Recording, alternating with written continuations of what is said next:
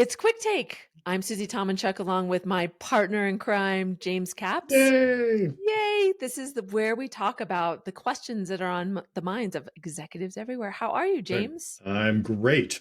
Coming off of a couple cool events where we had a lot of great feedback from some of our listeners. So Yeah. that's been super fun. And looking forward to today's topic. Me too. I've been a little bit unsettled because we did a part one and I just haven't felt complete. So I'm so excited to be here Yep. to get the rest of the story, if you will. Yep. Yep. I think I Part stole two. that from somebody. Yes. And it's funny, we were talking about the when. So if you missed the episode, go back and listen to it. It's the when of looking for your next role, which Right. basically it's now. Just Right. so you know, Plus some other actually, you should details. still listen to it, but But, yes. but ultimately, it's a win as always now. Right. So now we're going to talk about the how. And what's so funny is just yesterday, I got a call from somebody who was like, "Hey, I don't know what to do. I don't even know how to Hmm. find myself. I'm just beside myself, unhappy in my role. I don't know what my brand is. I don't know what I want to do. I don't know where I want to go. Can you help me?" And Right. out of Right. desperation, this person was in a good place in their career, but just feeling so low. So it made Right. me think, first of all, you missed the when, but now that Right. you're Right. here, How? how do you, How do you go yeah, about doing it? how Right. do you go? So how would you counsel her? What do you think? I think you bring up a really interesting topic. It's a great topic, obviously, but bring up a really important part of this is the brand of development and you as a product. It's a journey, Hmm. right? And Yeah. so, all the advice that I'm going to give here, and the three tips, and one of them I think is so fun and secretive that really is about you evolving your position in the marketplace.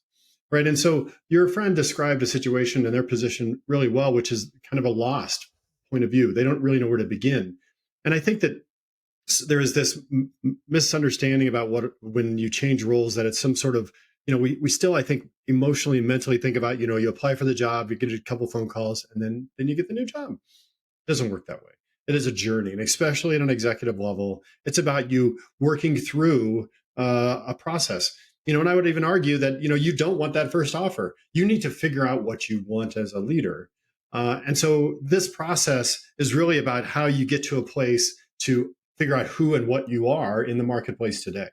And so, my first piece of advice is you've got to explore who you are by going out and understanding the ecosystem, right? You've got to reestablish your connection with the marketplace because your perspective is probably very jaded by the firm that or the company that you're working with. And you need to go back out there and figure out what the heck is going on. And I think Yeah. it's so important that everybody goes out and figures out really, get their finger back on the pulse of things. Oh, I think that's so good. I also think that what came to mind for me is that Hmm. we define ourselves by the title. Like if you are introducing yourself as Susie Tomanchuk, I'm the VP of technology, which Hmm. by the way would never happen. But if you define yourself that way, that is the wrong way to say it. You should know Absolutely. where you want to go. And I love that idea that this is our career evolution Yep. and not the next role I want to be Right. in this thing, but you need to be known holistically within that realm of whatever that ecosystem is for Well, you you. need to. I think you said it so well. You need to be able to uh, uh, get some perspective, is what I'm offering. You need to go out there and Yeah. join these local groups, get some points of view, and understand what you really are. When I'm in an event with leaders, I was just doing something at the University of Denver. We had a bunch of executives from technology companies locally that were supporting the engineering program. It's fascinating to see how people present themselves. Yeah. I was at another event 3 weeks earlier, and that group was a little more junior. That group, people introduced me with their titles and their companies, Yeah. whereas sometimes people will just say, "Well, I'm in the software space," Yeah. and then after 20 minutes, you realize, "Oh, I'm the chief technology officer at some very large software firm." But that person has really come to grips with who they are and what they bring to the table. And I think this first step, it's super important for you to not to help you truly understand what you're looking for in the ecosystem and understand what value you bring to the table. I love that. And it's like it's describing what you do. Like instead of I'm in charge of the help desk, the Right, IT help right, desk, right. I help people Hmm. make their lives easier using their computer.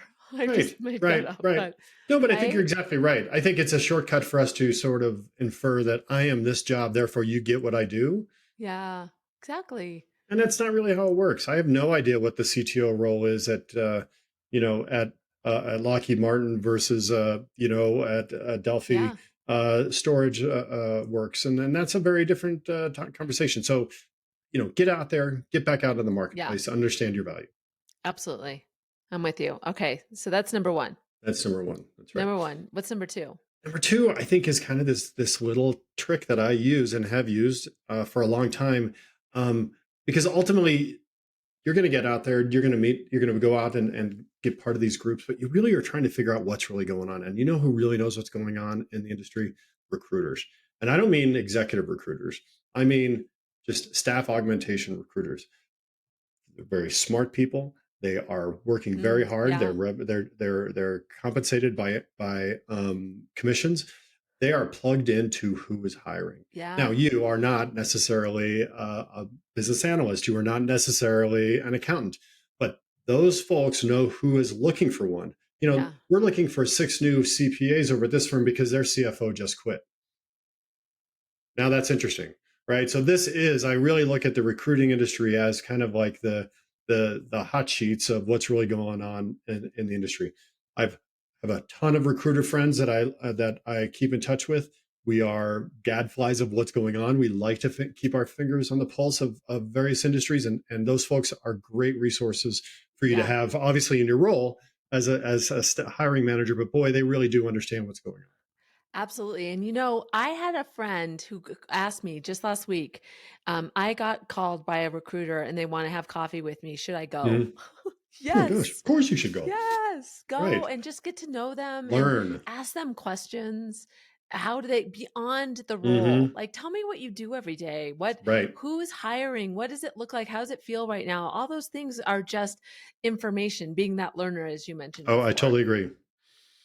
Yeah, and I think that the reality is that those folks have a real understanding of what's going on, Yeah. and I think then th- there's that's a human factor, a human way of learning Hmm. that, and really the third way that I think is super important is you've got to be on something related to social media. You've got to be able to Yeah. consume who is growing, who is what's changing, what companies have moved their headquarters to your town, what companies are merging together.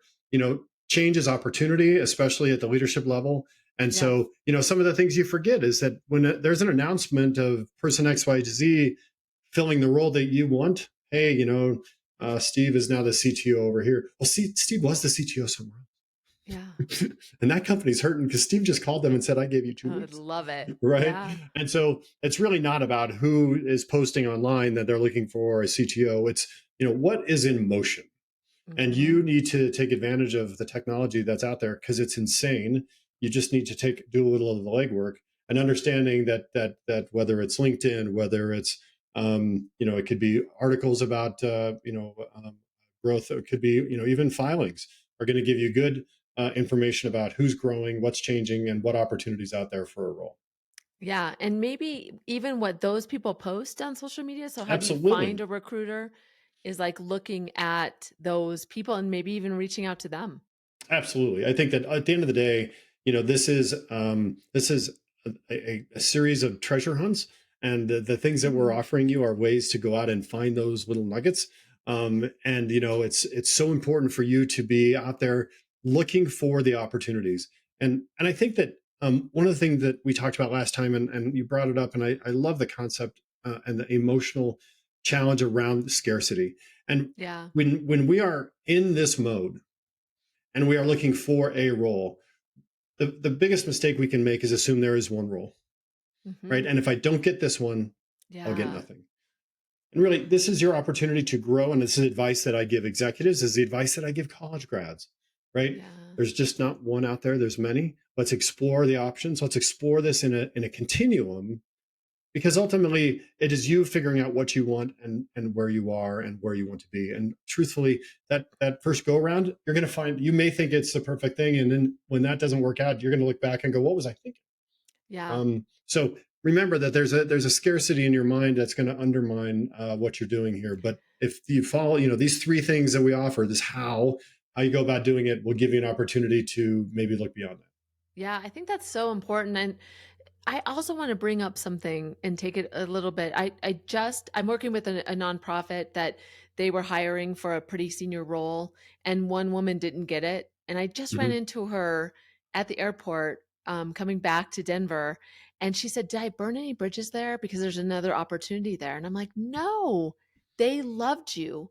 But Right. that whole idea that we tell ourselves the story of what Yep. happened to even the no, and maybe Yep. it's not no never, which Right. is Just not something right that we now. believe. It's not right now. So don't Mm. also assume something about you. Assume positivity and make that, keep that connection, because now she has an Absolutely. opportunity. Because she asked me, I'm like, "Oh my gosh, reach out to them again." She's like, Totally. "Really?" I'm like, "Yes, reach out. They can use you."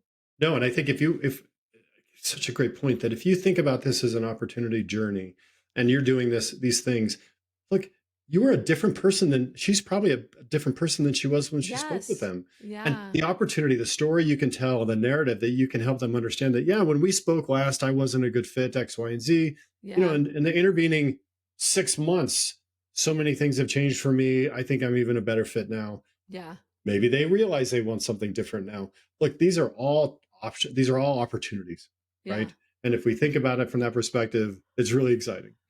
It is. I'm laughing because I think in our minds, not only was it no, but they've spent all this time reiterating why I was Right, not a good right, fit and all this. And really it is like oh, not now. But in our right, heads, right. we were like, not It's a only big that, but giant Sharpie. let's never talk to her again. That's right. Let's make sure I that think she they burned my resume. It was horrible. that smoke. That's right. That's right. That's right. All So right. let me bring it home. So we got Yeah. three ways, three really neat tricks that I like to use when you're looking for an opportunity. Now, like the when, I'm going to go back to episode the first part, that first Yeah. episode, which is you should be doing this often, and it fits well when you think about what the offerings, suggestions of how you do it. When all the time. How? You need to be part of local groups and understanding what's going on in the marketplace, right? You need to have your finger on the pulse. Secondly, you really need to get plugged into local recruiters. Local recruiters really know what's going on in the ecosystem. They know where there are resources in motion. They know where there's money in motion. Yeah. That's important. They're great resources. Third, you really need to plug into what's going on in social media, and not because you're looking for job postings. You're looking for change. You're looking for companies that are evolving and that where roles are going to be created or roles are going to be vacated as leaders move around. So, three really great ways to start that job search. If we should say so ourselves. And I I concur. think so. They're I like them. amazing. I I do like them. too. Yep. I love it. I love it. I think I'm super excited about both of these because I think this is really tangible, really put into place, and it's going to rock the way people see themselves in their careers, Absolutely. which makes me really excited as a coach. So, thanks for joining us. Make sure that follow us on LinkedIn and tell us what's on your mind. Both James and I are both on LinkedIn, and we'd love to hear from you. And if you want to share this with somebody, feel free. Have them look at this from this perspective, and we'd love to have that additional followership. Fellowship. It's the fellowship of the ring. Okay. So this has been Quick Take. I'm Susie Tomachuk along with my great partner, James Caps. Thanks for joining us. We appreciate you.